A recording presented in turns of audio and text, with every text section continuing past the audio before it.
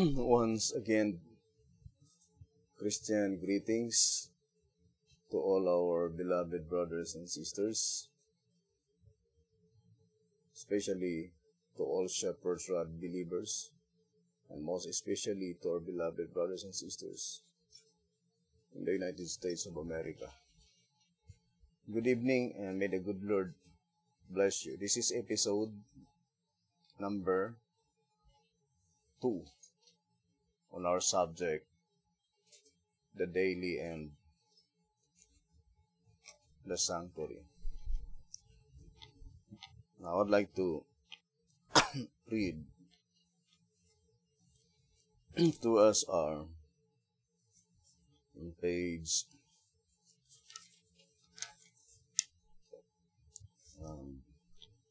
131. Let's read. It says, 2SR 131. Therefore, the daily and the sanctuary must hold truth vital to the Christian church. And the prophet declared that it was to be trodden underfoot. Let us read again, 2SR page 131. Therefore, the daily and the sanctuary must hold truth vital to the Christian church, and the prophet declared that it was to be trodden underfoot. Now, to get the full beam of light concerning this subject, the daily and the sanctuary, I think it is in absolute importance that we gather all the inspired commentaries from the writings of Sister White, writings of Waggoner and Alonzo Jones, and the Shepherd's Rod publications. For all of them were inspired by the same spirit of inspiration. And together with the Bible, the foundation of our faith must be based on the Bible. I would like to read this reading in Early Writings, pages 74 and page 75. Then I saw in relation to the daily, Daniel 8 verse 12, that the word sacrifice was supplied by man's wisdom and does not belong to the text, and that the Lord gave the correct view of it to those who gave the judgment hour cry. When union existed before 1844, nearly all were united on the correct view of the daily. But in confusion since 1844, other views have been embraced, and darkness and confusion have followed. So it says, Early Writings, page 74 and page 75. But first of all, the most important part in this reading is the statement that the Lord gave the correct view of it to those who gave the judgment hour cry. So that is the promise, that to those who will proclaim the judgment hour cry, God will give to them the correct view concerning the daily and the sanctuary. Now, I would like to read Consecrated Way to Christian Perfection. Let us read a statement here. Consecrated Way to Christian Perfection on page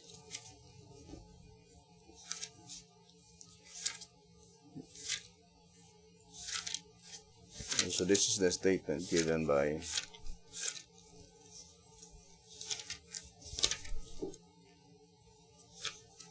Christian Perfection. A Consecrated Way to Christian Perfection on page 99. So let us read. Consecrated Way to Christian Perfection on page 99.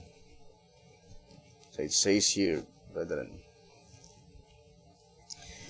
in Daniel 8, verse 11 to 13, Daniel 11, verse 31, and Daniel 12, verse 11, it will be noticed that the word sacrifice is in every case supplied. Or in other words, there is no word sacrifice in the original word that is supplied by man's wisdom. So, we need to focus our attention to Daniel 8, 11, 12, 13, and Daniel 11, 31, and Daniel 12, verse 11. So, these three prophetic verses is closely connected to each other. Now, let us read Daniel 8, but I would like to begin on verse 9. And out of one of them came forth a little horn, which waxed exceeding great toward the south, and toward the east, and toward the pleasant land. And it waxed great even to the host of heaven, and it cast down some of the hosts and of the stars to the ground, and stamped upon them. Yea, he magnified himself even to the prince of the host, and by him the daily was taken away, and the place of his sanctuary was cast down. Therefore, we need to omit now the word sacrifice because it does not belong to the text, according to our reading in Early Writings, page 74. It is supplied by man's wisdom. And an host was given him against the daily by reason of transgression.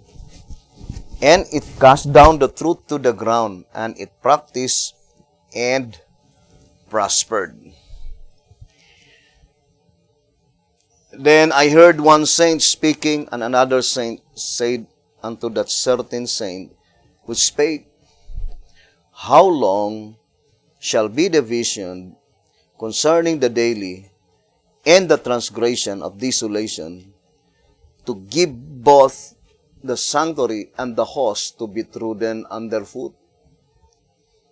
Verse 14, And he said unto me, Unto 2,300 days, then shall the sanctuary be cleansed. Now, in Daniel 11, verse 31, it says, so let us read Daniel 11, verse 31. An arm shall stand on his part, and they shall pollute the sanctuary of strength, and shall take away the daily, and they shall place the abomination that maketh desolate. Now, in Daniel 12, verse 11, it says, "And from that time that the daily shall be taken away, and the abomination that maketh desolate set up, there shall be 1,290 days." And then it says in verse 12, "Blessed is he that waiteth and cometh to the 1,330 days. But go thou thy way till the end be, for thou shalt rest and stand in thy lot at the end of the days." Daniel 12, verse 11, 12, and 13. So, those verses would be the focal point of our study concerning this subject, the daily and the sanctuary. Now, let us read again the Consecrated Way to Christian Perfection on page 99. In Daniel 8, verse 11 to 13, Daniel 11, verse 31, in Daniel 12, verse 11, it will be noticed that the word sacrifice is in every case supplied, and it is wholly supplied, for in its place in the original, there is no word at all. In the original, the only word that stands in this place is the word tamid, that is here translated daily. And in these places, the expression daily does not refer to the daily sacrifice any more than it refers to the whole daily ministry or continual service of the sanctuary, of which the sacrifice was only a part. The word tamid in itself signifies continuous, continual, constant, stable, sure, constantly, evermore. Only such words as this express the thought of the original word, which in the text under consideration, it translated daily. In Numbers chapter 28 and 29 alone, the word is used 17 times, referring to the continual service in the sanctuary. So it says here in Consecrated Way to Christian Perfection. So the word daily is pointing to the daily ministration of Jesus Christ in the heavenly sanctuary, because Daniel chapter 8 is pointing to Christ's mediatorial work in the heavenly sanctuary. So, it is very important, brothers and sisters, to have a clear conception. Now, here in, I think in the Great Controversy, I would like to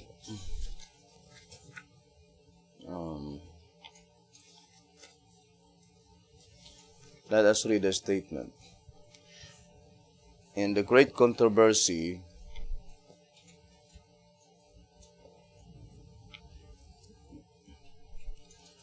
(487) and 488. So, it says here in the Great Controversy,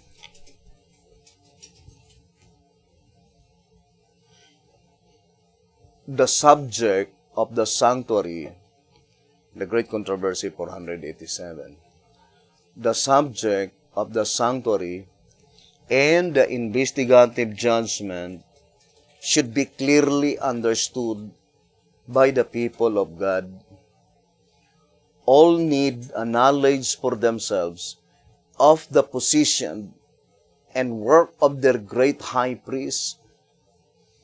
Otherwise, it will be impossible for them to exercise the faith which is essential at this time, or to occupy the position which God designs them to fill. Every individual has a soul to save or to lose. Each has a case pending at the bar of God. Each must meet the great judge face to face.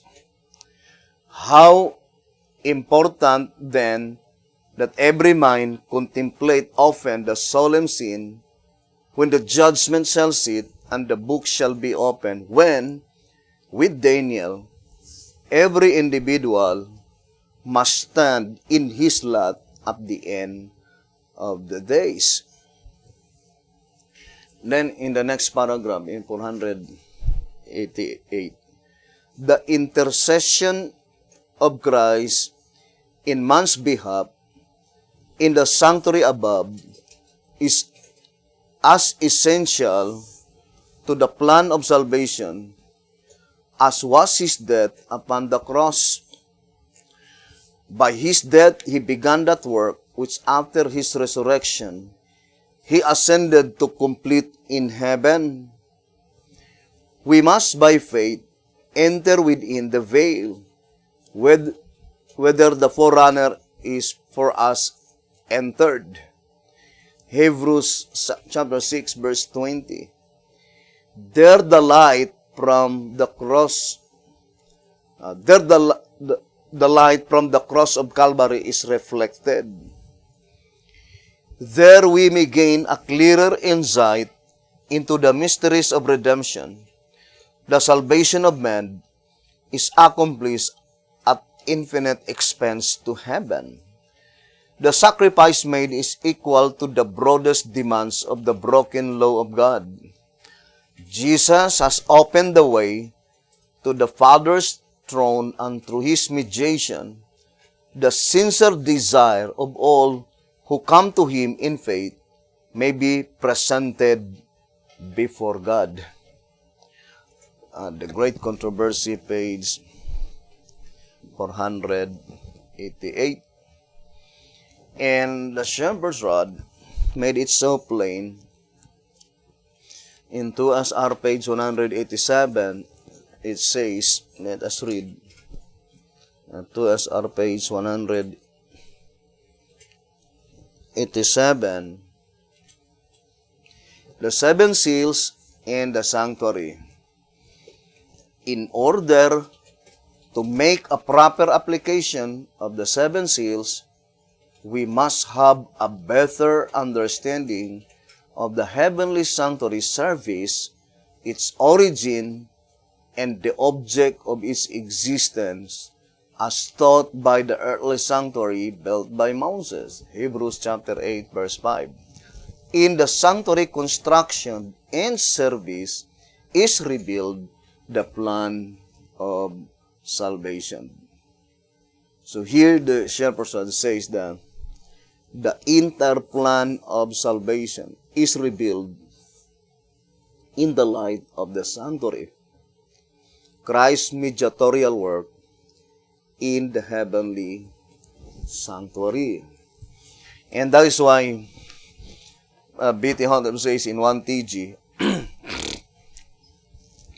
here in 1TG number 51, pages 5 and page 6, it says, 1TG number 51, pages 5 and 6, if the church is not commensurably growing and expanding, then how can she be a living church? And how can she keep up with the signs of the times and with the progress in the sanctuary above? So the focal point, the progressive revelation of the present truth is concerning the progress in the sanctuary above. And Sister White says in volume 6, let me read to you this statement.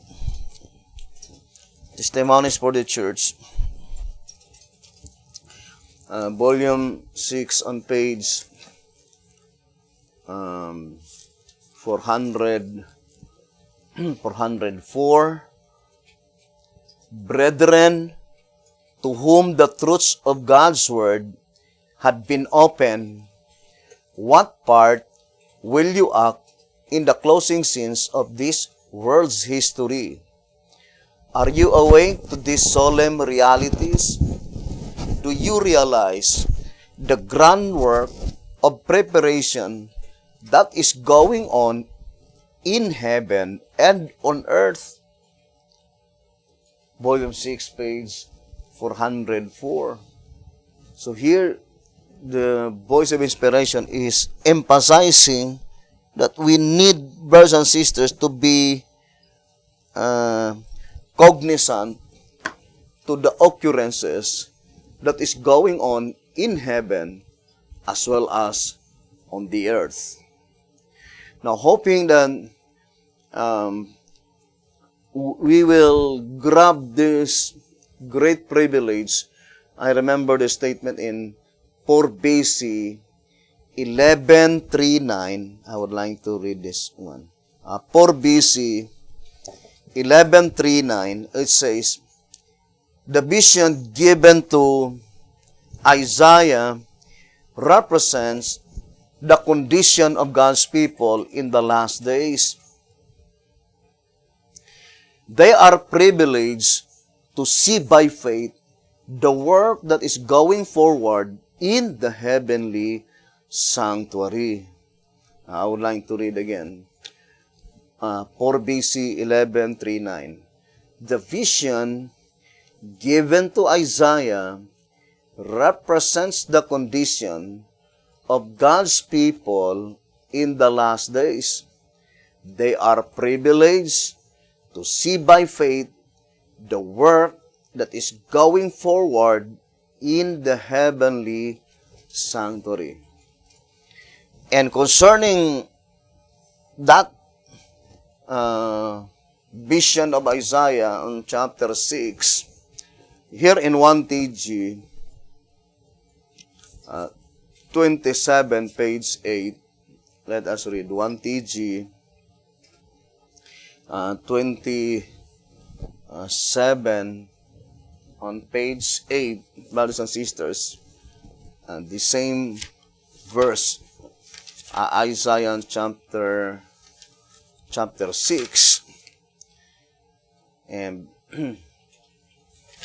here the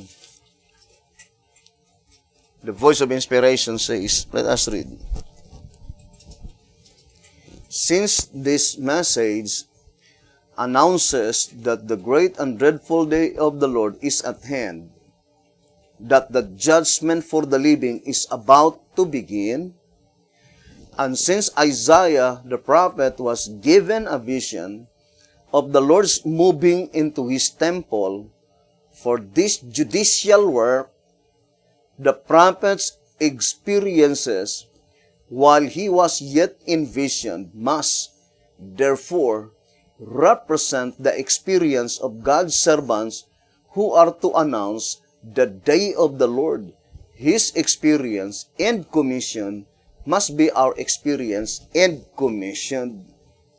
1 TG 27, page 8. And for sure, it cannot be applied to the Seventh-day Adventist Church, because it says that these people are the people who will announce the great and dreadful day of the Lord.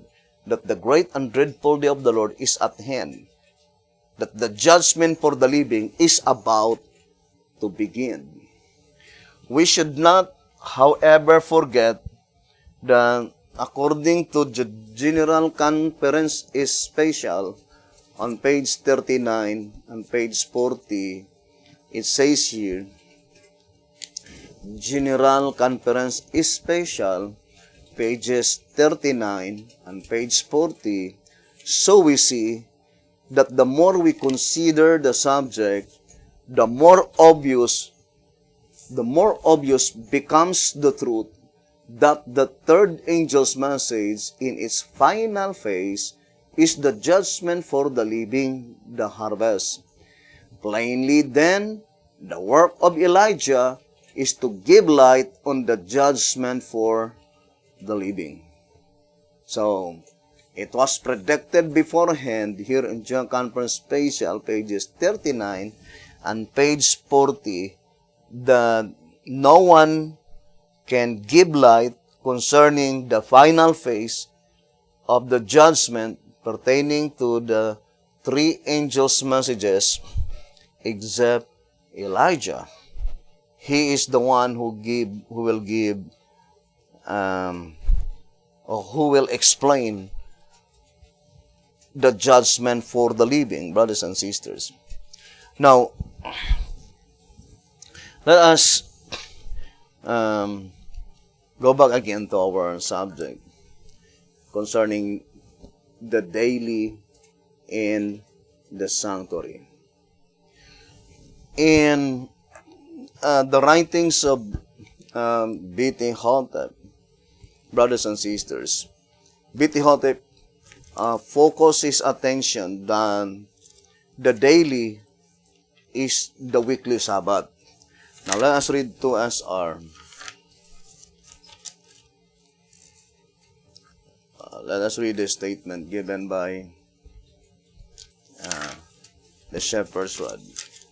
And here, the shepherd's rod is definitely stating that the daily is pointing to the weekly Sabbath. Now let's read here in 2SR, page 100, I think 130 and 131. So it says here,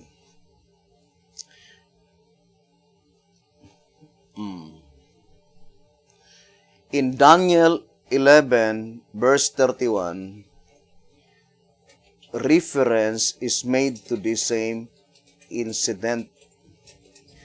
An arm shall stand on his part, and they shall pollute the sanctuary of strength, and shall take away the daily, and they shall place the abomination that maketh desolate. The verse just quoted makes clear. It says, the verse just quoted makes clear the idea that both the daily and the sanctuary must be a part of God's truth.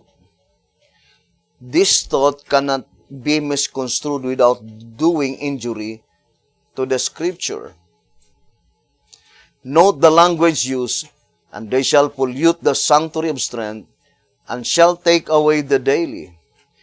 After polluting the sanctuary and taking away the daily, then it says, they shall place the abomination that maketh desolate. That is to say, the sanctuary and the daily were replaced by the abomination. The abomination must be some pagan religious institution, and that pagan doctrine, abomination, it says, was to make desolate. That is to say, it laid waste the sanctuary and the daily and the truth, or as it is expressed in Daniel 8 verse 13, trodden underfoot. And it cast down the truth to the ground, and it practiced and prospered. 2SR 130 and 131. Now, here in page 132, or beginning from 131, 31, it says, the question was asked by one saint, 2SR 131. The question was asked by one saint, how long shall be the vision concerning the daily, the sanctuary, and the host? It says, then it is answered by another saint, unto 2,300 days. It is only necessary to ascertain what two vital truths were brought to light in 1844. And we shall have the truth of what is meant by the daily and the sanctuary. They are self-explanatory in both word and time. The Sabbath and the sanctuary truths as they were jointly taught in 1844 AD.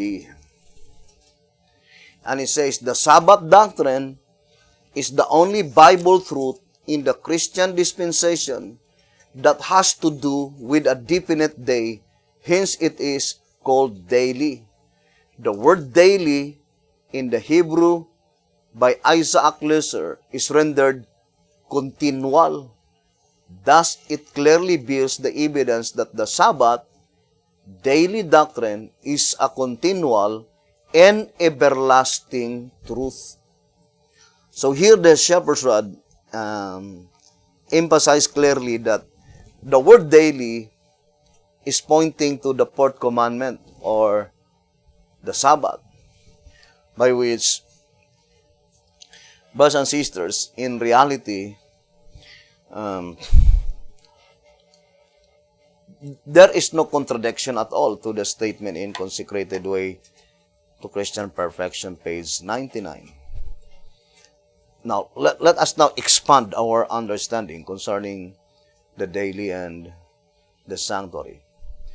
Now, since the daily is representing by the Sabbath, brothers and sisters, in this study, I would like to repeat again that let us distinctly separate the period of time by which the daily and the sanctuary had been trodden underfoot, and the period of time by which the daily and the sanctuary were taken out.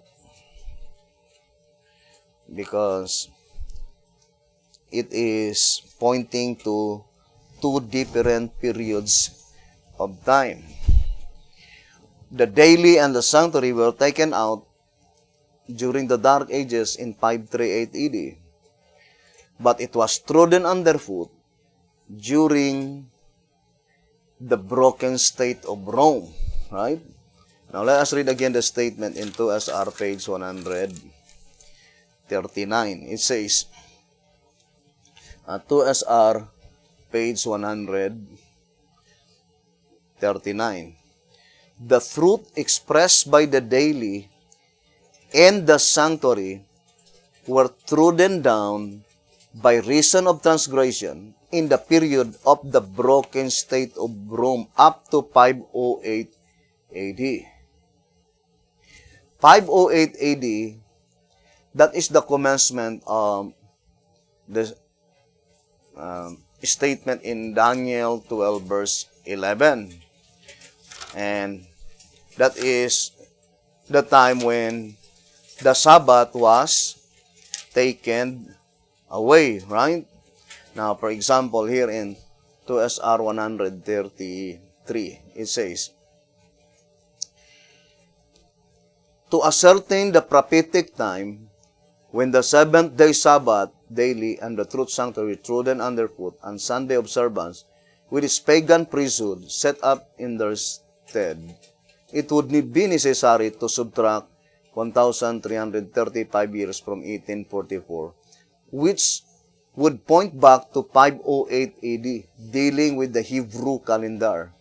In that year, the daily Sabbath and the sanctuary truths were cast to the ground, and the abomination Sunday is set up, or the Sunday abomination set up.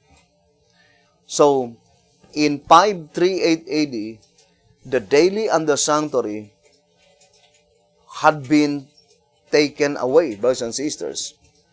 But it says here that both the daily and the sanctuary were cast to the ground, according to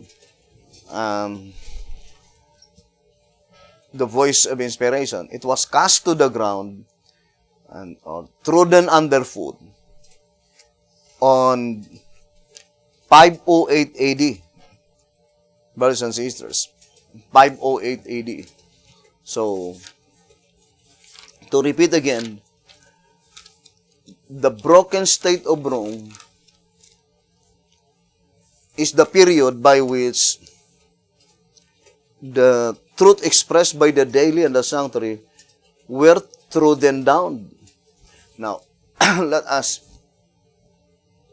read again to us our page 139. The truth expressed by the daily and the sanctuary were trodden down by reason of transgression in the period of the broken state of Rome up to 508 AD. So, and it says, for the imperial government came to an end in the year 476 AD.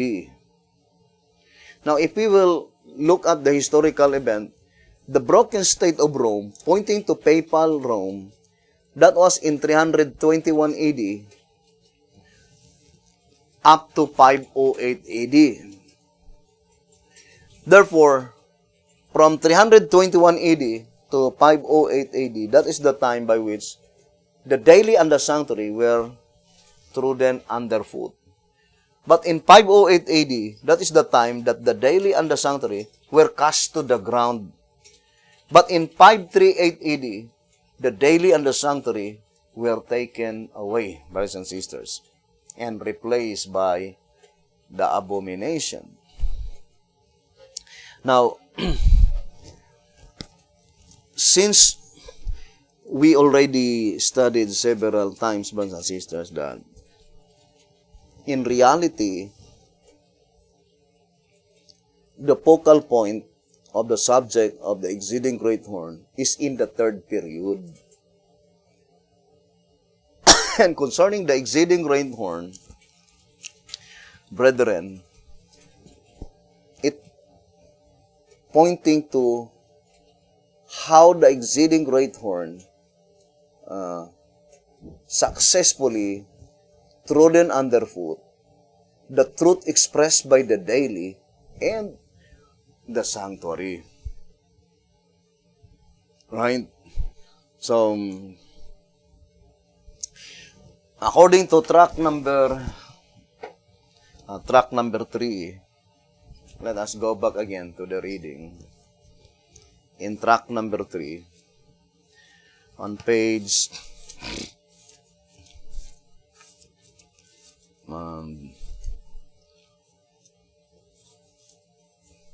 page 40, let me read to you. Page 34. Track number 3, page 34, saying, the work of the exceeding great horn was therefore what he did not understand. So it is the work of the exceeding great horn that Daniel did not understand. And so it was that later in those days, he was again mourning, this time 3 full weeks. Whereupon he says,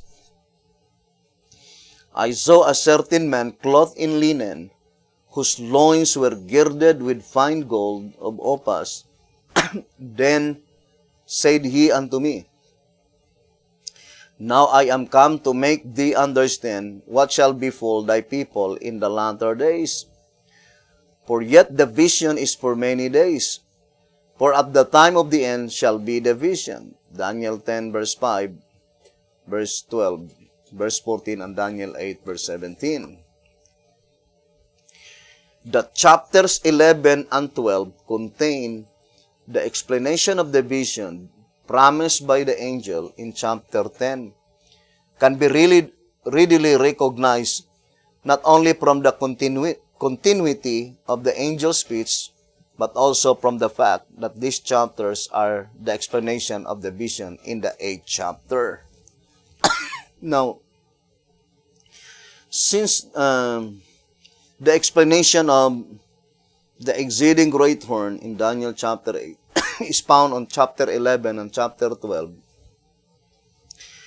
so we need to focus our attention to Daniel chapter 11. The shepherd's rod plainly told us, brethren, that here in 2TG number 33, on page 10, let us read again, 2TG number 33, page 10. But I will show thee that which is noted in the scripture of truth, and there is none that holdeth with me in these things but Michael your prince. Daniel 10 verse 21. Daniel was then promised all the light that could be given, not only on the vision of chapter 8, but on all that is noted in the scripture of truth, in connection with the vision. That which the angel showed him is recorded in chapters 11 and 12. Chapter 11, you will see, begins with the vision of chapter 8, with the kings of Medo-Persia and Grecia, as symbolized by the ram and he-goat in chapter 8. Then was Daniel told that the explanation at last was sufficient, but that it was impossible for him to understand it all, for the vision was sealed to the time of the end. Chapter 12, verses 8 and 9. 2TG 33, page 10. So, the requests of Daniel were granted by Jesus Christ, and the explanation is found in chapter 11 and chapter 12. And accordingly, the explanation given by Jesus Christ is sufficient. The only thing is that still Daniel could not understand the vision, even though the explanation is sufficient, due to the fact that there is an appointed time by which such vision will be revealed. And for sure, that appointed time must be to the people by which they are the particular object in view. Now, here in track number 3, let us read on page 25. Track number 3 on page 25. It says, from this juxtaposition of Daniel 8 verse 11 and 12 and Daniel 11 verse 31, the reader will observe that both scriptures are speaking of the same power, and Christ predicting the signs of the end of the world as he looked forward along the stream of time, declared, when ye, that is his followers, who were to be living at the time this horn power was at work against God, against his truth, and against his people, therefore shall see the abomination of desolation spoken of by Daniel the prophet stand in the holy place. Whoso readeth, let him understand. Then let them which be in Judea flee into the mountains. Matthew 24 verse 15 and 16. These clear words of Christ himself placed the work of this power in the future from his time. Now, to repeat again,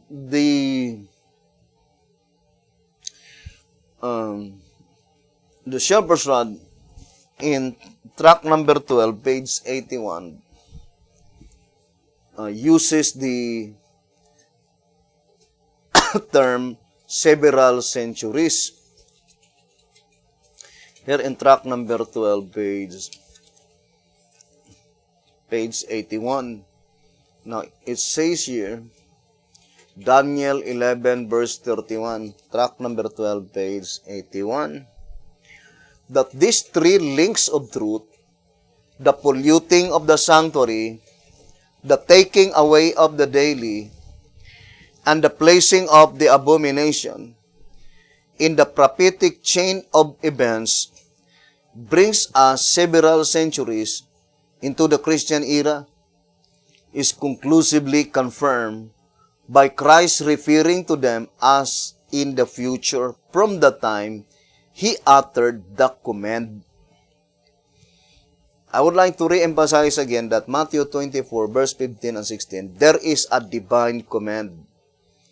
The first divine command is that to read the book of Daniel and to understand it. And the second divine command is that at the time when you will understand the book of Daniel, that the abomination was already set up, then that is the time that you will flee into the mountains. And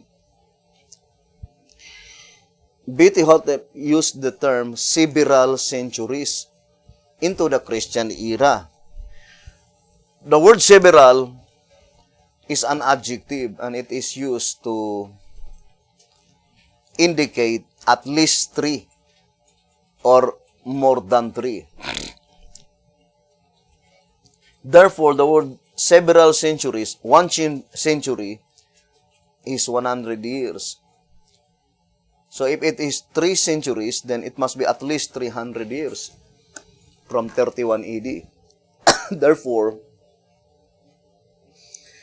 Daniel 8, verse 11 and 12 cannot be referred to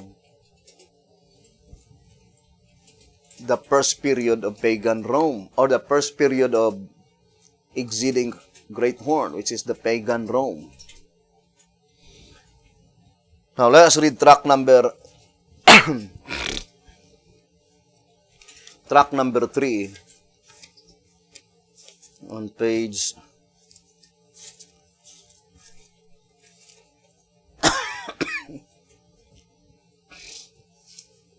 track number 3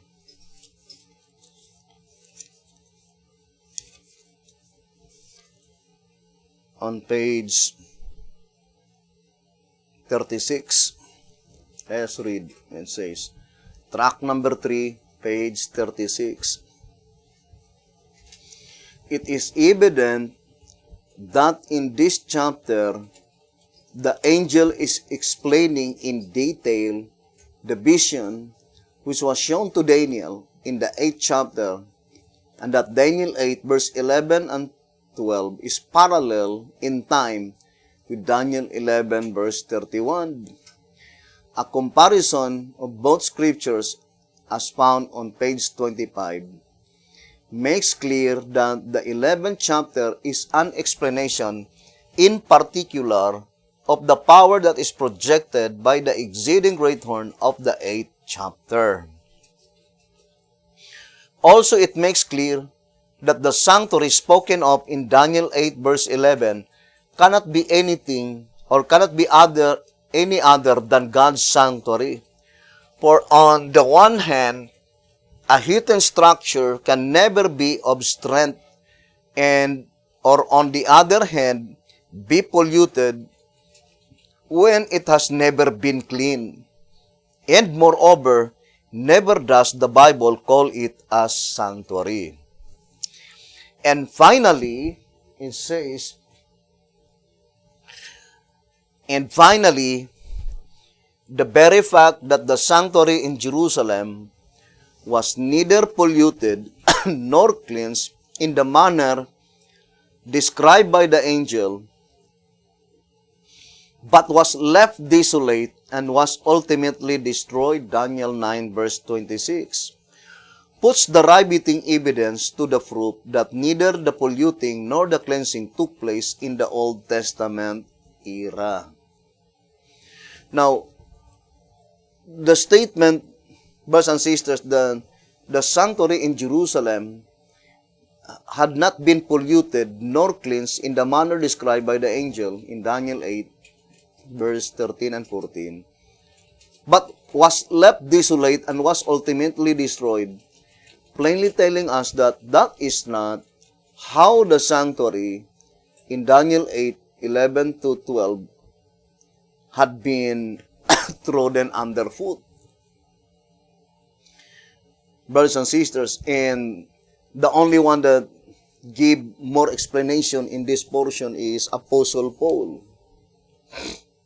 Because the literal temple, the literal sanctuary in the Old Testament, both the first and the second, but it is even more pertaining to the second literal temple, it was completely destroyed by Titus in 70 AD. But in the explanation of Apostle Paul, no, it is not the same with the literal temple in Jerusalem. But rather, the illustration is that Apostle Paul declared clearly that the temple are still in existence, but it is no longer God who seated in the temple. Now, I would like to read here in the statement. It says, seated in the temple of God. That is 2 Thessalonians chapter 2, right? Here in 2 Thessalonians chapter 2, from, I think, verse 3,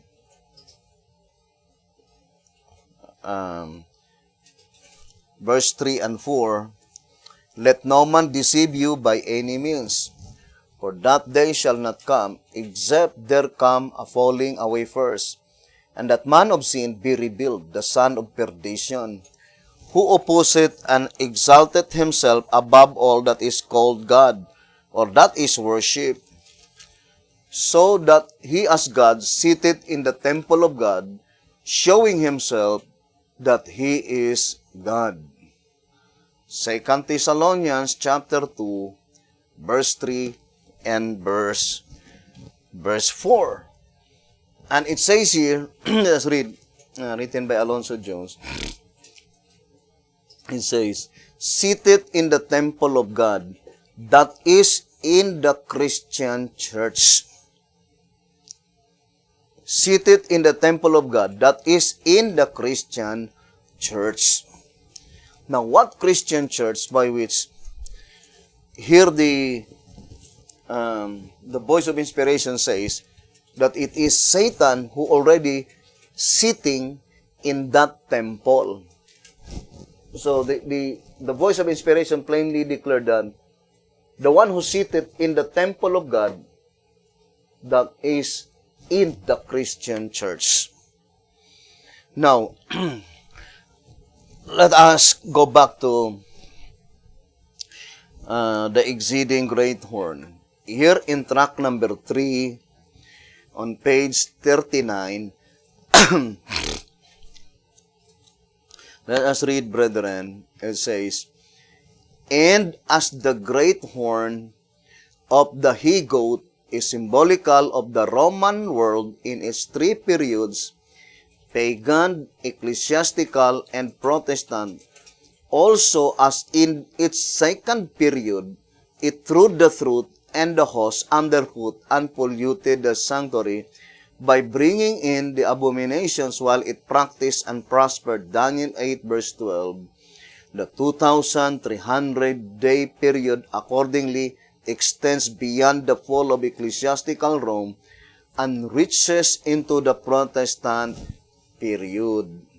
Now here the Shepherd's Rod says, the word also cannot be applied to pagan Rome, the first period of the exceeding great horn, because we already read that whatever the fulfillment of Daniel 8 verse 11 to 12, it must take place into the future from the time Jesus Christ uttered the words and at least 300 centuries.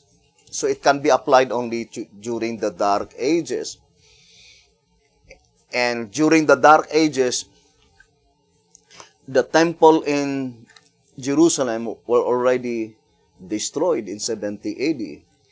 And secondly, in tract number 3, page 36, the Shepherd's Rod already explained, saying, and finally, I would like to read again in page 36 and tract number 3, saying, and finally, the very fact that the sanctuary in Jerusalem was neither polluted nor cleansed in the manner described by the angel in Daniel 8 verse 11 and 12, but was left desolate and was ultimately destroyed.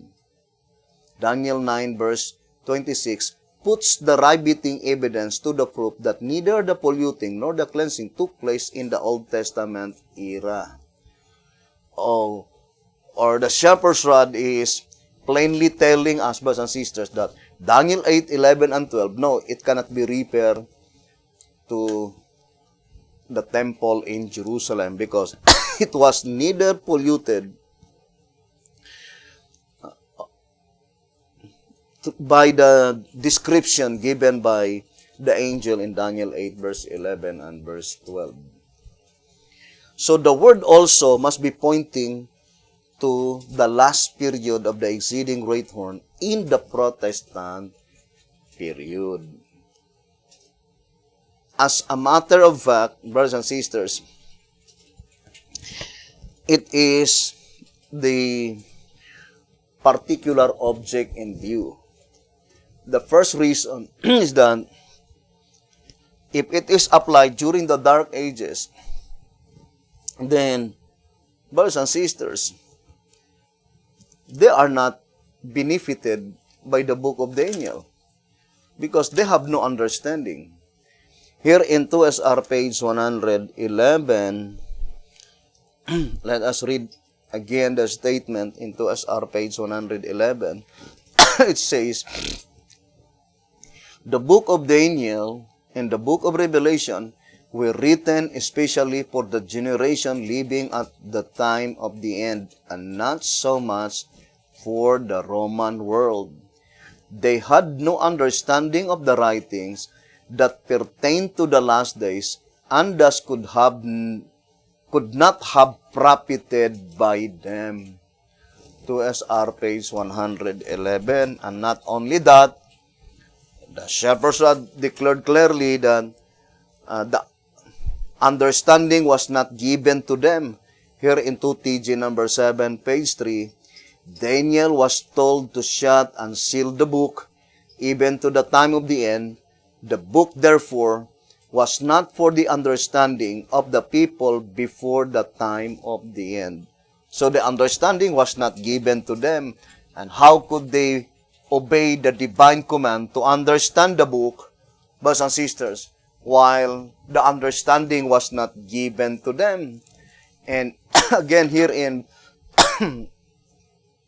3 Symbolic Code 8 to 10, page 8, saying, the angel who instructed Daniel, 3 Symbolic Code 8 to 10, page 8, the angel who instructed Daniel declared that the book would be closed until the time of the end. Therefore, in the time of the end, the book must be open. The word does not say that the book is open either at the beginning or at the close of the time of the end, all at once or a little at a time, but simply in the period of the time of the end. However, history proves that the prophecies of Daniel were not all revealed at once, but slowly. The fact that we as yet do not understand the whole book proves that some parts of it are yet closed. Also, the fact that a large part of it is now understood makes it evident that we are living in the time of the end. This time must have begun when the book began to be opened, but if we must declare the beginning of that time in more specific terms, it, in a spatial sense, began in the year 1844.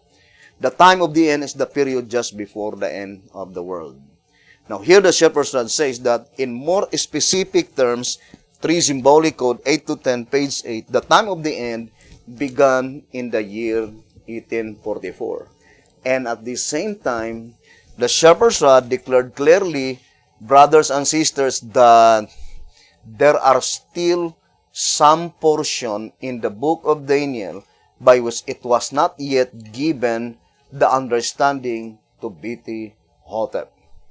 And for sure, that is intended to the saints that will no longer to taste death. So, here, brothers and sisters, the voice of inspiration are plainly telling us that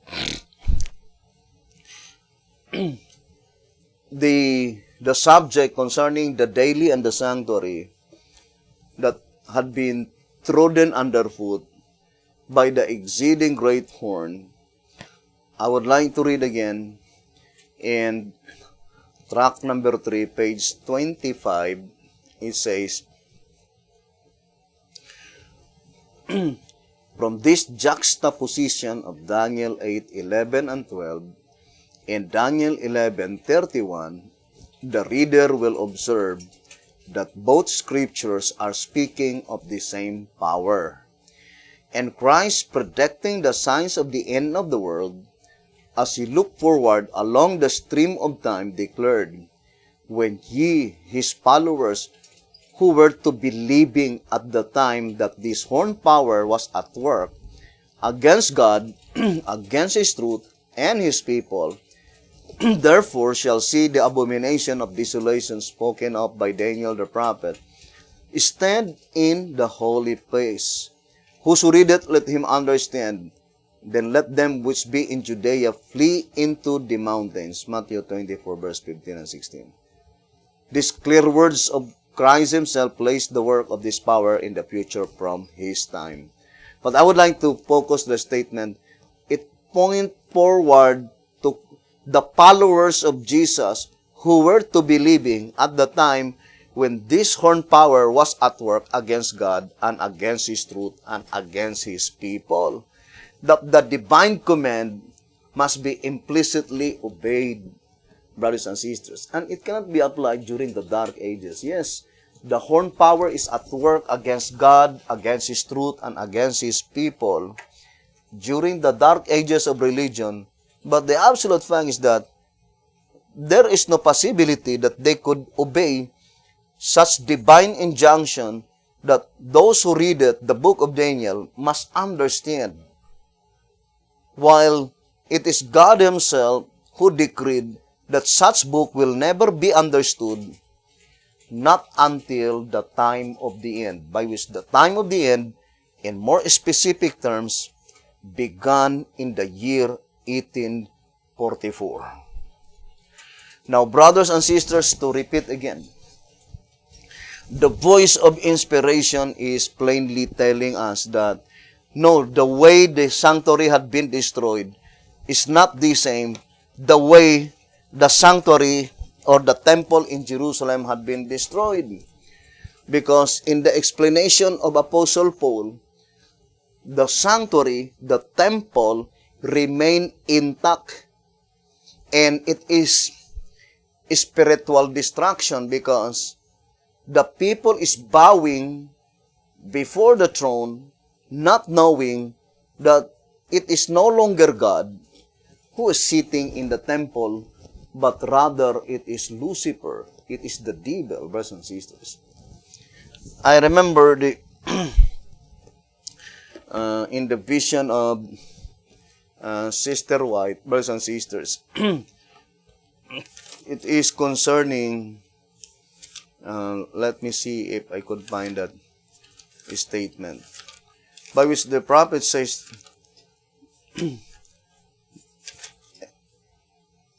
in page 56 in early writings, let me read to you the statement. It says, I turned to look at the company who were still bowed before the throne. They did not know that Jesus had left it. Satan appeared to be by the throne, trying to carry on the work of God. I saw them look up to the throne and pray, "Give us thy spirit." Satan would then breathe upon them an unholy influence. In it there was light and much power, but no sweet love, joy, and peace. Satan's object was to keep them deceived and to draw back and deceive God's children. So this vision, brothers and sisters, is pointing to the fulfillment of 2 Thessalonians chapter 2, verse 3 to verse 4, brothers and sisters, and also up to verse 8. And remember, it is closely connected to the proclamation of the second angel's message. Right? Now let us read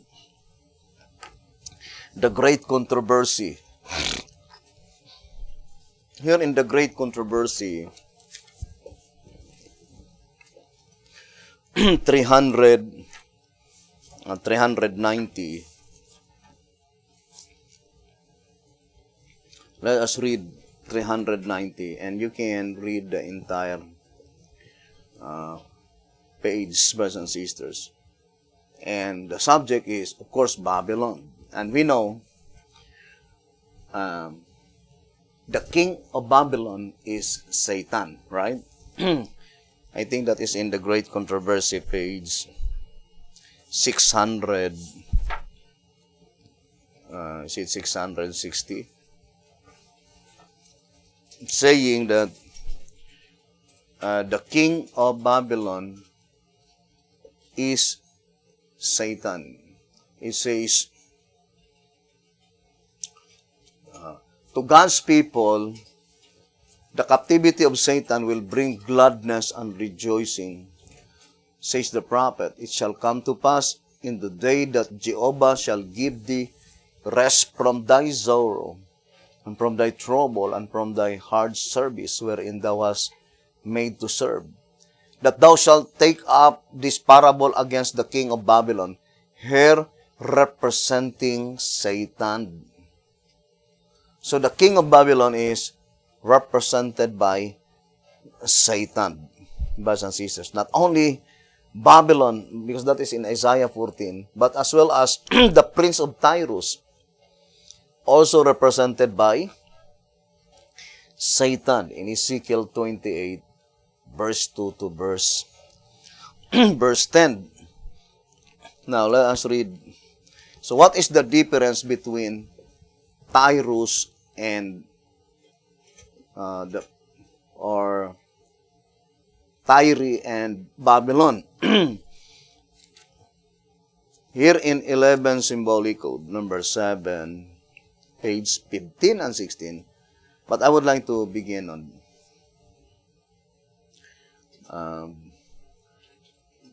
page 14, 11 Symbolic Code number 7 on page 14. It says, the king of Babylon in this chapter is connected with Lucifer, because whatever Babylon aspires and sets out to do is instigated by Satan himself. Likewise, we find the same to be true in the following account of Tyrus. And the quotation was Ezekiel 28, verse 1 and 2, then 13 to 17. And remember, we read several times, the prophet says here in Bible commentary, let us read again, in Bible commentary 4 BC 1162 and 1163, 4 BC 1162, 1163, saying a general movement represented. I ask our people to study the 28th chapter of Ezekiel. The representation here made, while it refers primarily to Lucifer, the fallen angel, has yet a broader significance. Not one being, but a general movement is described, and one that we shall witness. A faithful study of this chapter should lead those who are seeking for truth to walk in all the light that God has given to His people, lest they be deceived by the deception of these last days. And then the quotation is Ezekiel 28, verse 2, verse 6 to 10, soon to be fulfilled. 2 Thessalonians chapter 2, verse 7 and 8, and Ezekiel 28, verse 2, 6 to 10. The time is fast approaching when this scripture will be fulfilled. So this scripture are still unfulfilled. 2 Thessalonians chapter 2, verse 7 and 8, Ezekiel 28, verse 2, verse 6 to 10. It says, the time is fast approaching when this scripture will be fulfilled. And it says, the world and the professedly Protestant churches are in this our day taking sides with the man of sin. The great issue that is coming will be on the seventh day Sabbath. So what is the great issue here? The daily and the sanctuary, brothers and sisters, that it had been predicted beforehand to be trodden underfoot in the last period of the exceeding great horn, which is during the Protestant period. And we already read that the Protestant period is the period after the Dark Ages. 2TG 22, page 22. Now, here in 11 Symbolic Code number 7, page 15, you recognize this description as being that of Lucifer. Yet the prophecy is addressed to the Prince of Tyros, just as Isaiah 14 associated the king of Babylon with Lucifer. By this we are to understand that both Tyros and Babylon are instigated by Satan and are set up to do on earth the identical wicked work that Satan did originally in heaven. But we are here told that Satan's defeat in these endeavors will be complete and shameful.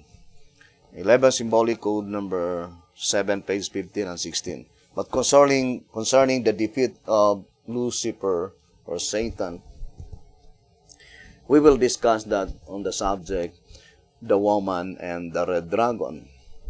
Now, here we are focusing to the subject, the daily and the sanctuary, brothers and sisters. Brethren, we need to ever remember that according to the shepherd's rod in 2SR, herein, let me read to you, in page 139, 2SR page 139, it says, the Bible is the revelation of creation and redemption in Christ, Creator and Redeemer. Therefore, the Sabbath and the sanctuary constitute the truth. See Hebrews chapter 9, verse 10, Hebrews chapter 4, verse 4 to 10. Thus, these two doctrines are coupled together, cannot be separated, and bear the whole truth. So, I would like to read again. It says that these two doctrines are coupled together, cannot be separated, and bear the whole truth. For example, in 1844, prior to 1844, there is already a group of people called the Seventh-day Baptists. And I think it was mentioned in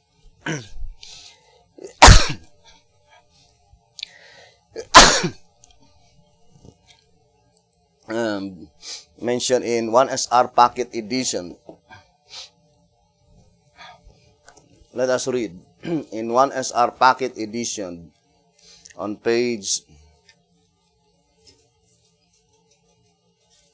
let me read to you here, and 1SR Packet Edition, I think page 81. It says here, and I would like only to read the portion in the latter part, saying, by the Seventh-day Baptists preaching the Sabbath truth. And that is prior to 1844. There was already a group, Seventh-day Baptists. But, brothers and sisters, not until 1844, that is the statement given by the Voice of Inspiration.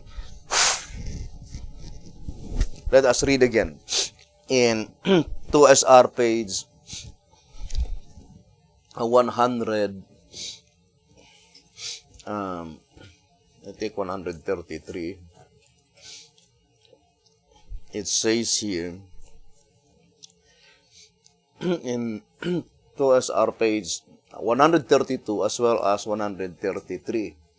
I would like to read that portion. The Sabbath and the sanctuary truths as they were jointly taught in 1844 AD. So the statement says, jointly taught in 1844 AD. Now here in 133, brothers and sisters, it says,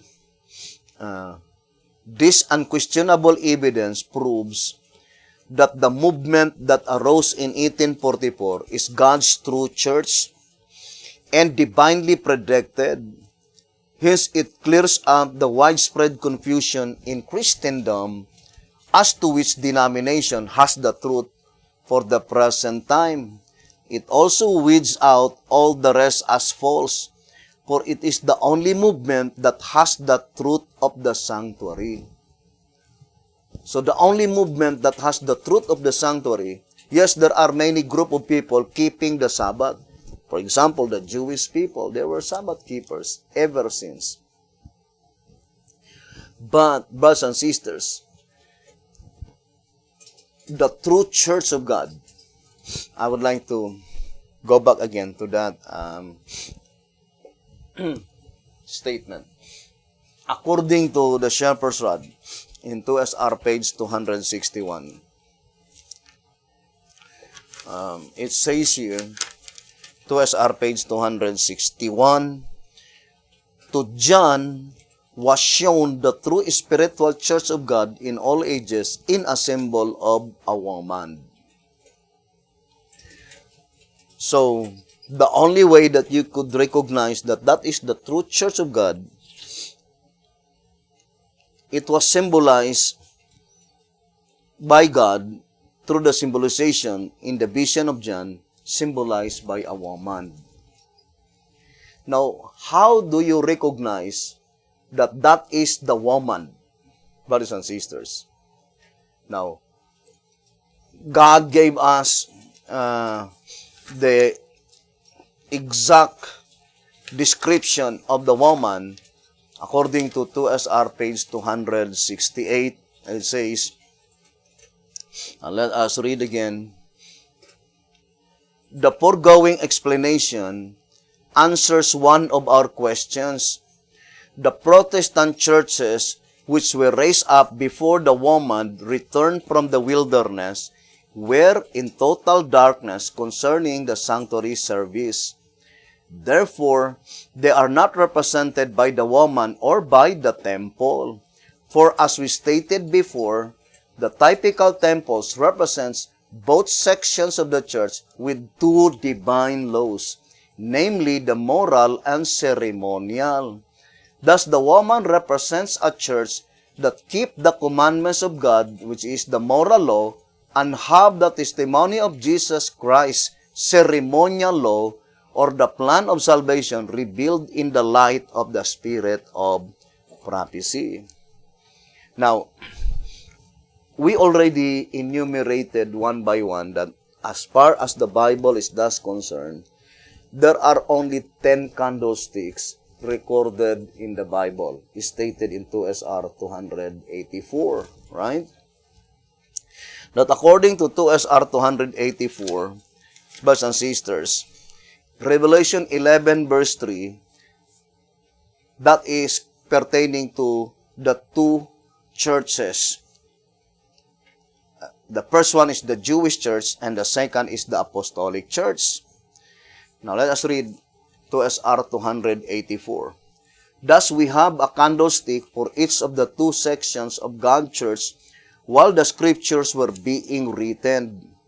One candlestick and one olive tree to the Jewish, and one candlestick and one olive tree for the apostles, and 7 for the remaining history of the church to the time of the separation of the tares from the wheat, or to the commencement of the harvest.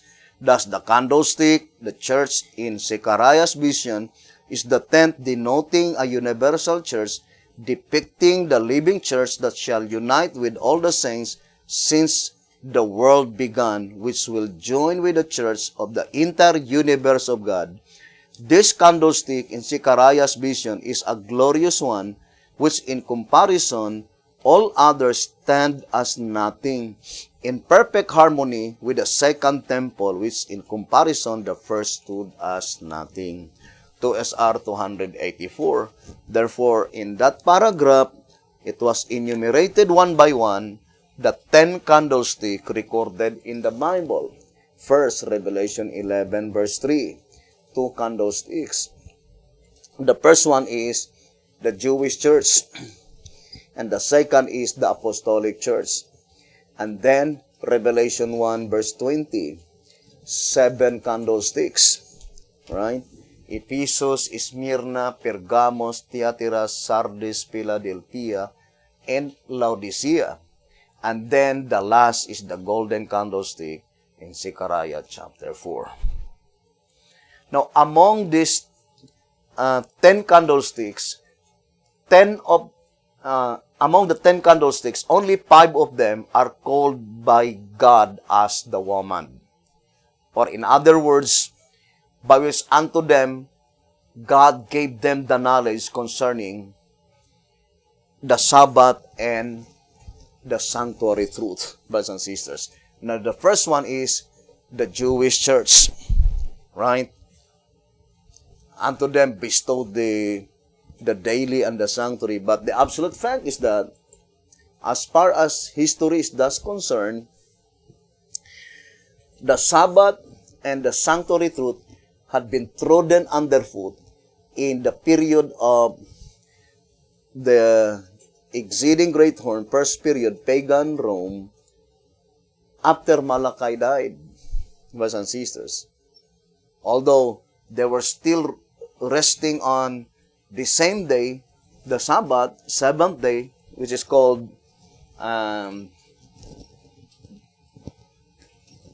Saturday, but the voice of inspiration made it so plain, no, it is impossible that they could rest the Sabbath of the Lord if they were not Christians.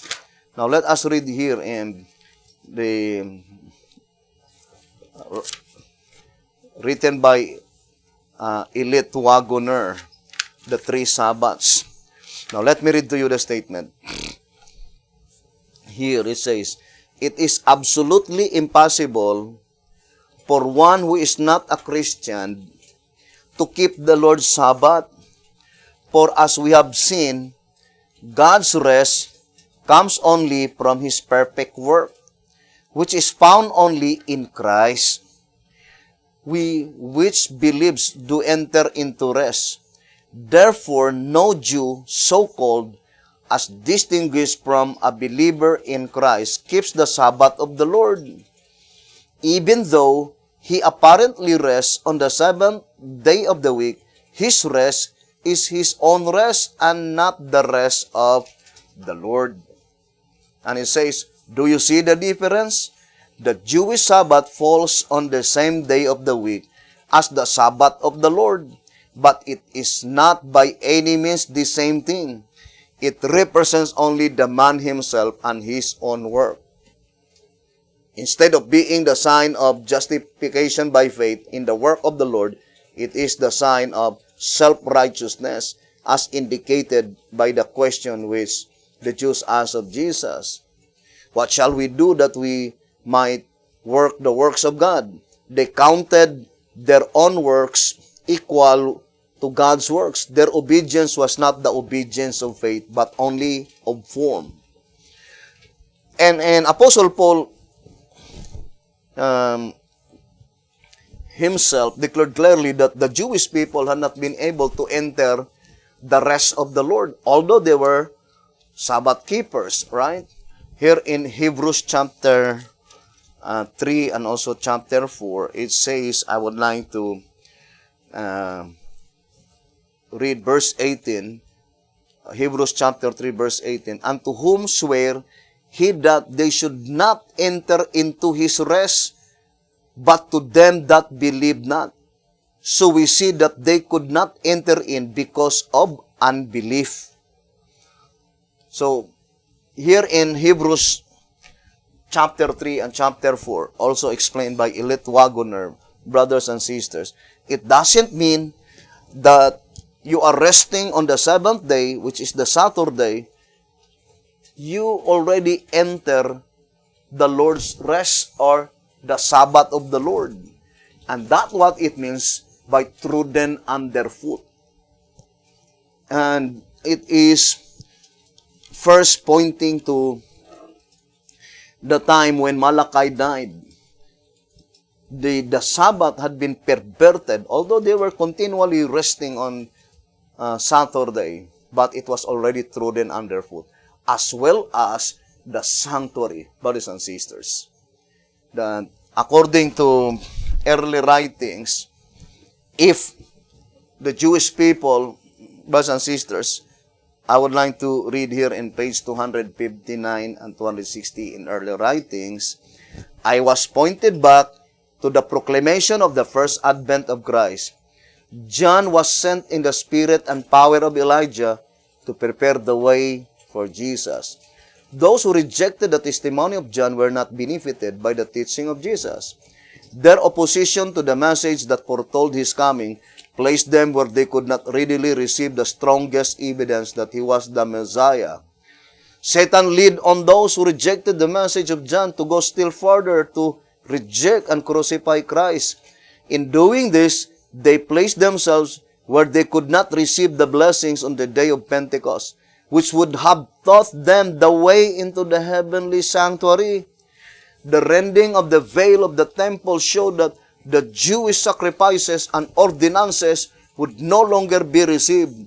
The great sacrifice had been offered and has been accepted, and the Holy Spirit, which descended on the day of Pentecost, carried the minds of the disciples from the earthly sanctuary to the heavenly, where Jesus had entered by his own blood to shed upon his disciples the benefits of his atonement. But the Jews were left in total darkness. They lost all the light which they might have had upon the plan of salvation and still trusted in their useless sacrifices and offerings. The heavenly sanctuary had taken the place of the earthly, yet they had no knowledge of the change. Therefore, they could not be benefited by the mediation of Christ in the holy place. Early Writings, page 259 and page 260. Now, in the Dark Ages, it was trodden underfoot, brothers and sisters, the daily and the sanctuary. And we know that the people of God at that time, also they have no knowledge concerning the sanctuary doctrine or Christ's mediatorial work in the heavenly sanctuary. But what I'm trying to emphasize, brothers and sisters, in this study is that since the shepherd's rod already declared, brothers and sisters, that there are only 10 candlesticks. The first candlestick is pointing to the Jewish church, and it is called woman. And the second candlestick is the apostolic church. Brothers and sisters, among the 7 candlesticks, only 2 are called woman. The first candlestick, which is Ephesus, and the last candlestick, which is the Laodicean. But Smyrna, Pergamos, Thyatira, Sardis, Philadelphia, or Lutherans, Presbyterian, Methodist, Baptist, and the First-day Adventists never been called as woman. Because the woman, it must be a group of people by which unto them jointly given the truth concerning the Sabbath and the sanctuary. These 5 denominations, not only that they have no knowledge concerning the sanctuary as well as the Sabbath, because all of them are Sunday keepers. Now, since we have already, brothers and sisters, remaining 2 candlesticks, the last candlestick in Revelation chapter 1 verse 20, that is the Laodicean church, and the golden candlestick in Zechariah 4, then, brothers and sisters, there is no escaping of the conclusion that B.T. Hotep says in 2SR 271 that as type destroyed type, so antitype must destroy antitype. And you can read the entire paragraph in 2SR 271, but I will no longer read because we read it several times. We can post the passage so that for your benefits you can read 2SR 271. So the shepherd's rod is plainly telling that there are 2 literal typical temple. And both these literal typical temple were destroyed. The first typical temple is the Temple of Solomon, and the second typical temple, literal temple, the temple that was built by Zechariah, Haggai, and Zerubbabel, and with all others. But B.T. Hotep plainly declared in 2SR 271 that the first antitypical spiritual temple is the Ephesus, and it was destroyed in 538 AD, according to that reading in 2SR 271. But the second antitypical spiritual temple was established in 1844. Therefore, that temple must be destroyed. But that is the fulfillment, brothers and sisters, of the vision of Daniel as explained by Apostle Paul, that it is no longer God who is sitting in that temple, but it is Satan. It is Lucifer sitting in the temple of God. The word temple cannot be applied, brothers and sisters, according to 2SR 268, cannot be applied to Sunday keepers. The Sunday keepers never been categorized as temple. Now, since the Sunday keepers can never be categorized as temple, there is no other temple that had been predicted in the Bible that's still unfulfilled, that Satan will sit into that temple, except the second antitypical spiritual temple, brothers and sisters. The second antitypical spiritual temple, because the first antitypical spiritual temple already destroyed in 538 AD, according to the shepherd's rod. So the one that still unfulfilled is the second antitypical spiritual temple. Now, this is the truth, brothers and sisters. Since the last church, the last 2 candlesticks, is predicted beforehand that this last 2 candlesticks, the candlestick in Revelation 1 verse 20, which is the Seventh-day Adventist, the Laodicean, and the candlestick in Zechariah chapter 4, both of them are called temple. Remember, brothers and sisters, the shepherd's rod made it so plain that in 1844, there is no other movement by which the truth concerning the daily and the sanctuary was bestowed except the Seventh-day Adventist Church. They are the only one who has the truth of the daily and the sanctuary, brothers and sisters, according to our reading in TOSR 133.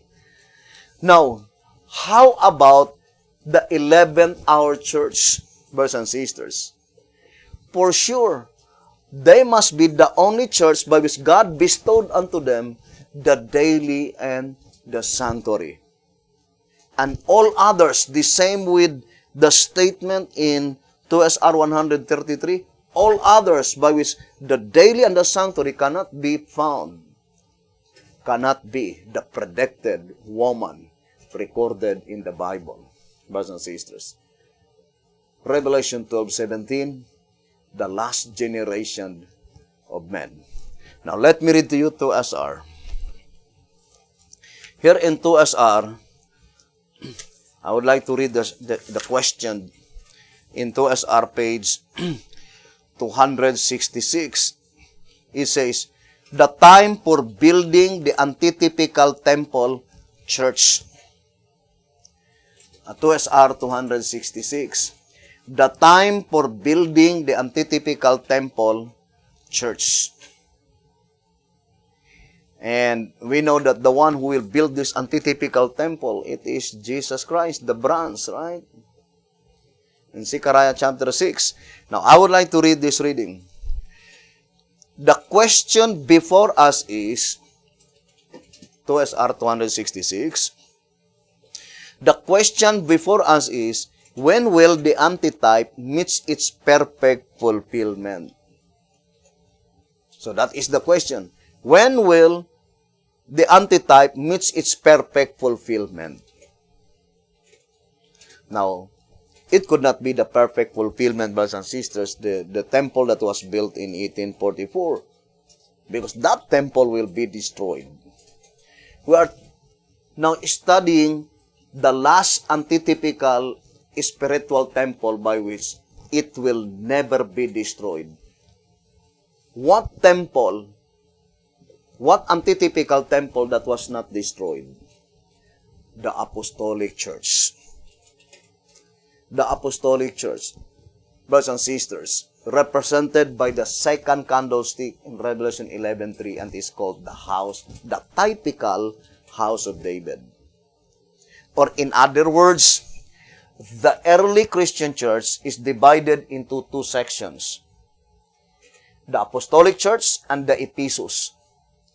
It is the Ephesus that had been destroyed during the Dark Ages, not the Apostolic Church. Now, the last representation, which is called the latter Christian church, is also divided into two sections. The church before the loud cry, you remember the statement in 2 Symbolic Code, number 10, page 4. It says that, consequently, let us read again, here in 2 Symbolic Code, number 10, page 4. Consequently, the church from 1844 to the close of provision is divided into two sections. The church before the loud cry and the church in the time of the loud cry. The latter of which will, by comparison, be far superior to the former in spirituality. In fact, there is no comparison between the two. Hence, those who cannot tell in which one of these stages the church now is must be in great darkness. To Symbolic Code, number 10, page 4. It seems that that statement is just written this very year. If you cannot now tell what stage of the church now is this year 2020, then you must be in a great darkness, according to that reading, to Symbolic Code, number 10, page 4. Now, to repeat again, brothers and sisters, it says, the question before us is, when will the antitype meet its perfect fulfillment? Now, I would like to read this reading in TOSR 233. 2SR page 283. It says, the antitypical symbols of the second temple, the type, were shown to Zechariah in vision, as recorded in the 4th chapter of his prophecy as follows. I would like to read again, 2SR 283. The antitypical symbols of the second temple, the type, were shown to Zechariah in vision and recorded in the 4th chapter of his prophecy as follows. Now, this is the absolute fact, brothers and sisters. In the antitypical spiritual temple, each temple divided into 2 sections. Although the literal temple has only 1 section, the Temple of Solomon and the temple in the days of Zechariah and Haggai. But in the antitype is more broader in scale and larger in scope than in the original. I remember that statement in track 14. Let me read to you. On page 7.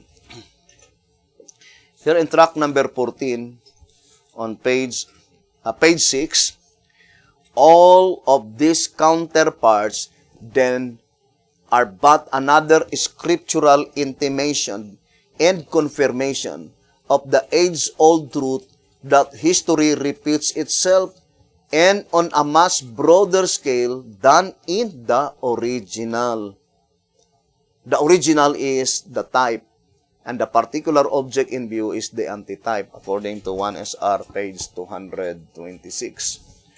The particular object in view is the antitype. And the antitype is more broader, brothers and sisters. Now, to repeat again, in the antitypical spiritual temple, the first antitypical spiritual temple is called the early Christian church. And the early Christian church is divided into 2 sections, 2 candlesticks. The first section is the apostolic church. The second section is the Ephesus. And it is the second section that had been destroyed in the Dark Ages in 538.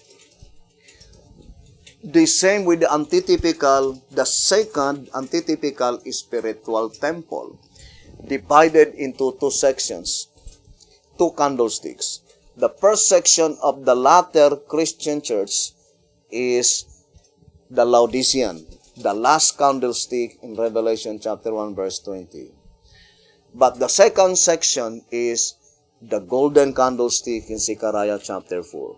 But it is in reverse order, because in the early Christian church, it is the second section that had been destroyed. Whereas in the latter day Christian church, it is the first section that will be destroyed.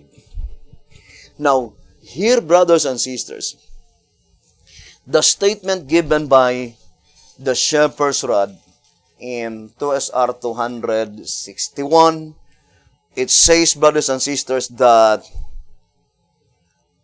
the only way or medium that you can ascertain clearly that that is the true spiritual church of God in all ages, now particularly in our age, in the last generation of men, it is through the symbolization of the woman. Remember, brothers and sisters, I would like to read this reading and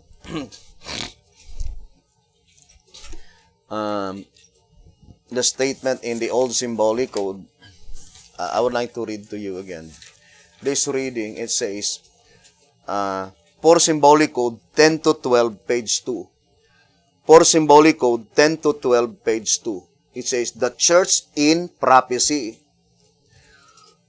all of which shows that there has occurred nothing in church history of which the voice of prophecy has failed to speak.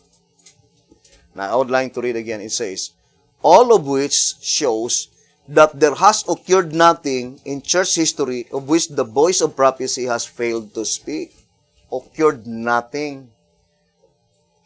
Now, brothers and sisters, all the happenstance that occurred in the history of the church, it was already recorded in the voice of prophecy, or the sure word of prophecy. Now, since the last, the woman or the church, according to symbolic code number 10, page 4, is divided only in two sections: the church before the loud cry and the church in the time of the loud cry. Now, in tract number 8, page 47 and page 48, brothers and sisters, tract number 8, page 47 and 48, why David a type? Inevitably, because he is the only one who perfectly fits the antitype, the leadership in the time of the loud cry of the third angel's message. So what is the church in the time of the loud cry? Typifying David, according to this reading. And then it says, this being so, then it necessarily follows that Saul, the first king who reigned over Israel and who was largely responsible for the early experience of David's life, is a type of the church leadership in the period preceding the loud cry, the leadership which was raised up in 1844. So the leadership that was raised by God in 1844 is antitypical Saul. Now, brothers and sisters, the happenstance among the media, why is it that they were divided? Because it was predicted beforehand that before the 11th hour church, the last church in the New Testament succession, the woman, the predicted woman will exist. There must be first 7 antitypical brothers of David that will pass one by one. And the Bible and the shepherd's rod can never be mistaken, brothers and sisters. And that is what's happening now, brothers and sisters. It says here in 9 symbolic code 1 to 12, page 3. It says, but later to the Laodicean leadership, angel, he makes an even more drastic decree, an unconditional, unequivocal, sharp, and final statement that he will spew them out, thus bringing the Laodicean church government to an abrupt and cataclysmic climax. At this very time then, the church is to undergo a thorough house cleaning, a change of administration and organization, even as anciently the kingdom was rent from Saul and given to David. 1 Samuel 15:28. And this example from the history of Israel becomes even more impressive when one compares the circumstances surrounding the 7 churches with the selection of David, the 8th son of Jesse, who was completely left out of consideration until his 7 brothers had been tested one by one. 9 symbolic code number 1 to 12, page 3.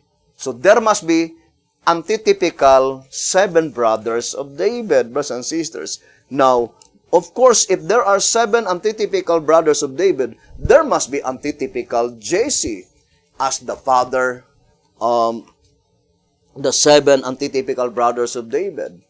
And for sure, there is no other movement that can be called as the father of David except the movement from 1930 to 1955.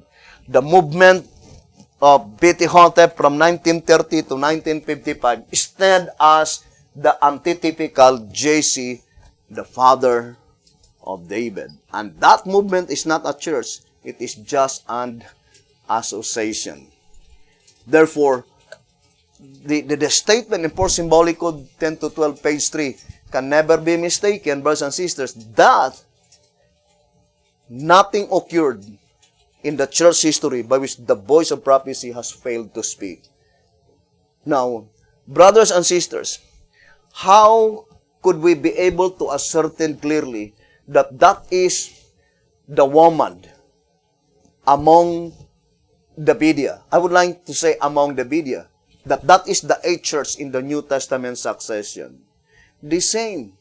The sign that was given by God to the first section of the latter Christian church, the woman before the loud cry, the antitypical soul, because it is antitypical soul and antitypical David. But between antitypical Saul and antitypical David, there must be Jesse and the 7 brothers of David. So how could you be able to ascertain clearly? By the subject of the temple, the woman. That in 1844, only the Seventh-day Adventist Church has the knowledge that the judgment of the dead is commencing in the heavenly sanctuary. That statement in 2TG number 12, brothers and sisters, page 29, let us read 2TG number 12, page 29. It says, the revelation, moreover, in the following verses, again and again, endeavors to make us see that the event there portrayed is the judgment in session. Fear God and give glory to Him, for the hour of His judgment is come. And I saw thrones, John declares, and judgment was given unto them. Revelation 20 verse 4. John truly penned it as a prophecy. But when it actually takes place, then God's agency on earth, the spirit of prophecy in the church, is to proclaim that the event has actually taken place. And then it says, since the records of both the dead and the living must be reviewed by the judicial tribunal, the first angel's message must be proclaimed in both periods.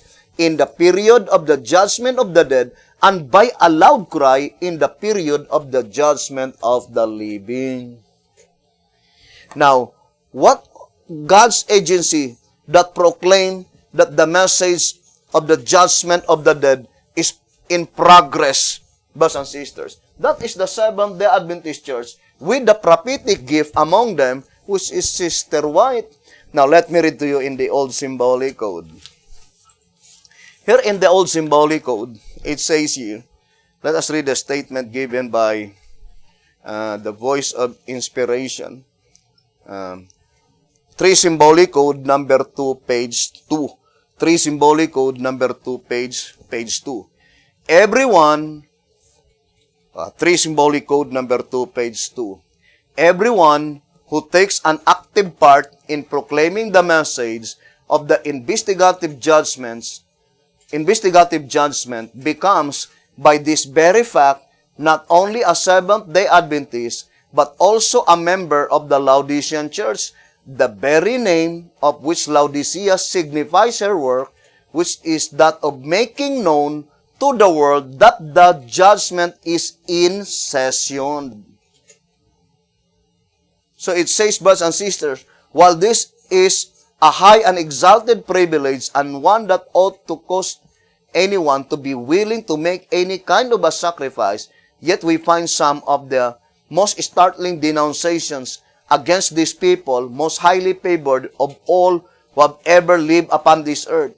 Quoting from the pen of the founder of the Seventh-day Adventist Church, we read. So it points out to the Seventh-day Adventist Church, 3 Symbolic Code number 2, page 2. So the statement given by P.T. Hotep, let us go back again to the reading in 2SR 133. So let us read here in 2SR page 133. Let me read to you the statement. It says, this unquestionable evidence, so let us read again 2SR 133. This unquestionable evidence proves that the movement that arose in 1844 is God's true church and divinely predicted. Hence, it clears up the widespread confusion in Christendom as to which denomination has the truth for the present time. It also weeds out all the rest as false, for it is the only movement that has the truth of the sanctuary. Therefore, God will not bestow the knowledge concerning the sanctuary brothers and sisters, to the movement by which it is not of God. And secondly, the truth of the sanctuary must be bestowed by God to the predicted woman. Now, the predicted woman in 1844 is the woman before the loud cry. And at that time, there is no other church that proclaimed that the judgment is in session in 1844 except the Seventh-day Adventist Church. So the statement in 2 Tj 12:29, it says that the spirit of prophecy in the church will be the one to proclaim it that the judgment is in session. Now, in the primary phase, judgment of the dead, what church? Seventh-day Adventist Church. What prophetic gift? Sister White. It was given the knowledge to Sister White that in October 22, 1844, commenced the judgment of the dead. The judgment is in session, brothers and sisters, or the judgment of the dead is in progress. Now, how about now? To the last church in the New Testament succession, the eighth church. It must be the church in the time of the loud cry, by which, how could you ascertain clearly that that is the antitypical house of David? Because they are the only one by which God bestowed unto them the knowledge when the judgment of the living begins. And they will proclaim the judgment of the living is in session. Now, let us read here in 2SR 164. Here in 2SR page 164, it says here, let us read the statement.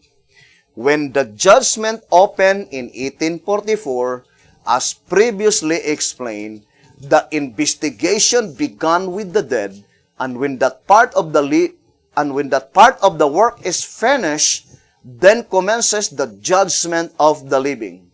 While the investigation for the congregation of the dead is in progress, there can be no separation among the congregation of the living. But when our high priest shall begin the atonement for the living, there must be a message of present truth, sounding of the trumpet, urging everyone to lay hold on the Lamb of God, which is Jesus Christ, by which only can he in figure come to the sanctuary, confess his sin, and secure his life. Unless the close of the judgment for the dead and the commencement for the living be made known to us, we would have no present truth while the judgment for the living is in session. Neither would such judgment be legal or just.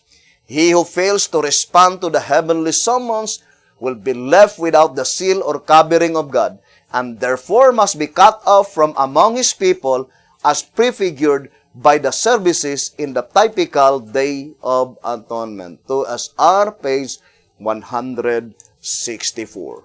Now the voice of inspiration is plainly telling brothers and sisters in that reading, definitely telling us, brothers and sisters, that when Jesus Christ shall begin the atonement for the living, the atonement mentioned there is not blotting out of sins, but rather blotting out of names.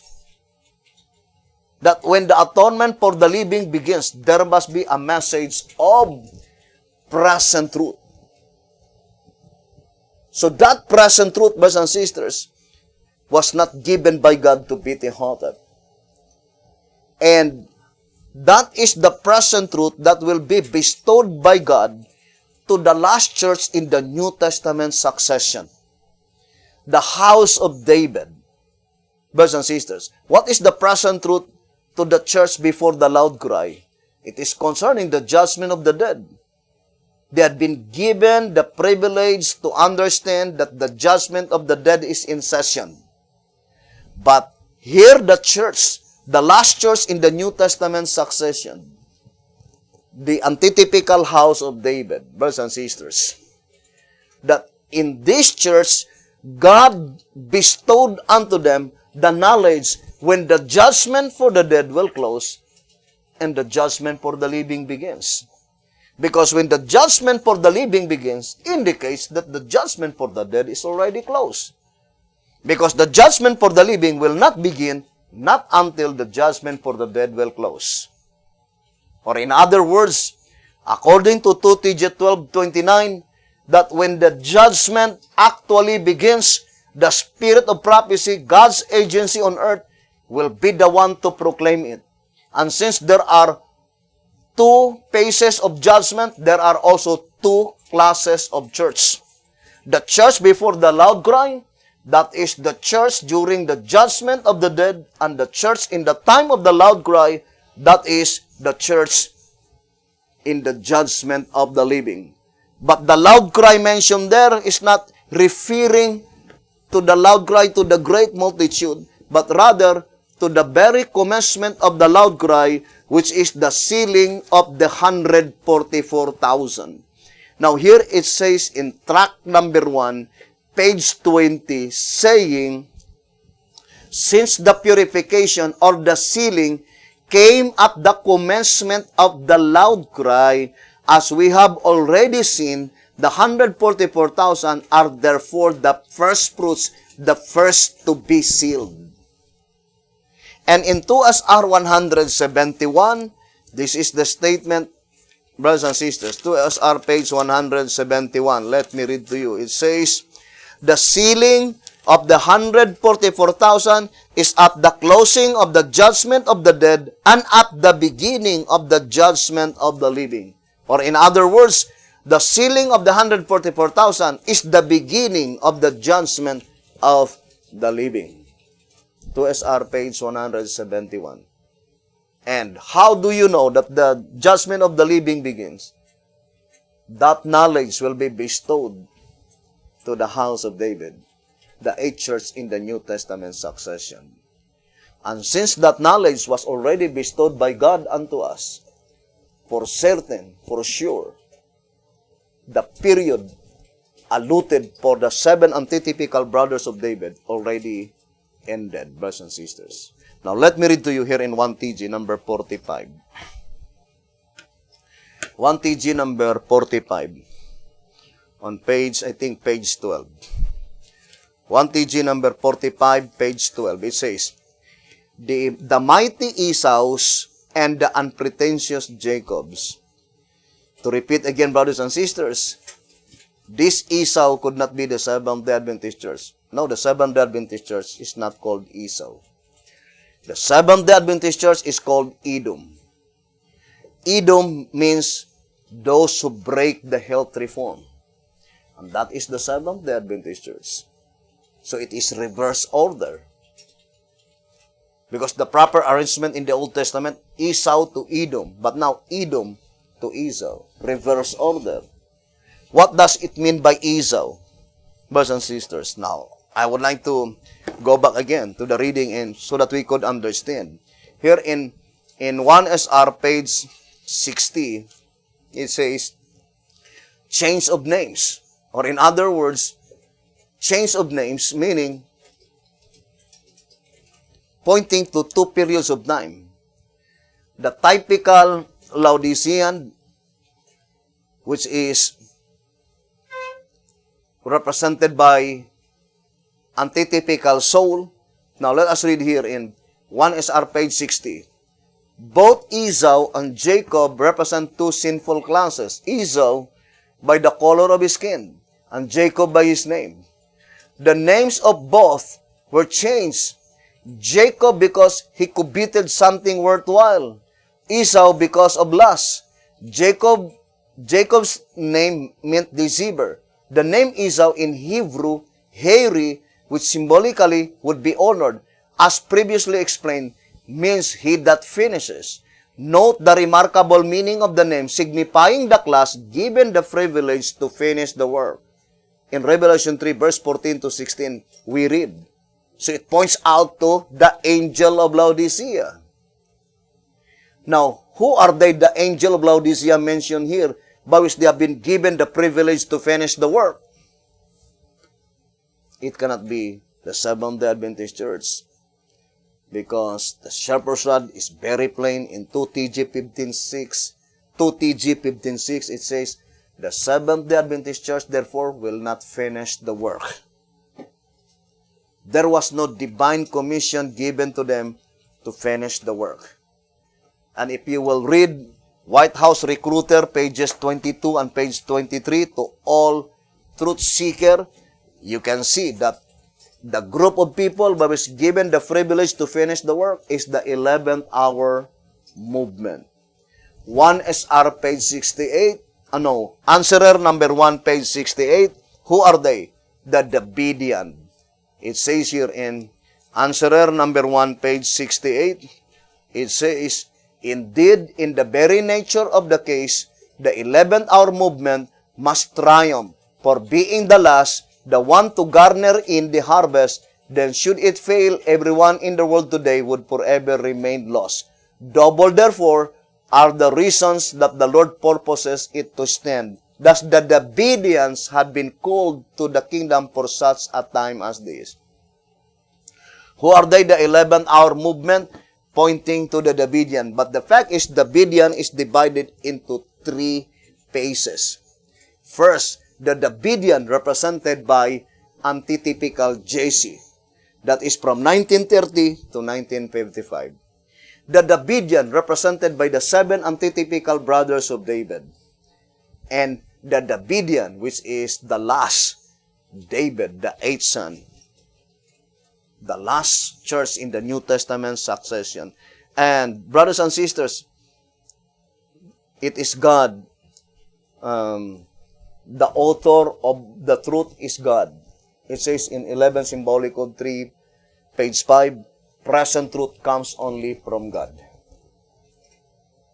Since the present truth comes from God, the present truth under the 7th seal, God will not bestow it to the church, which is not the 11th hour church.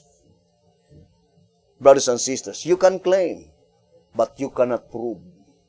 Because according to 2SR page 125, God's church is well marked by obedience to present truth.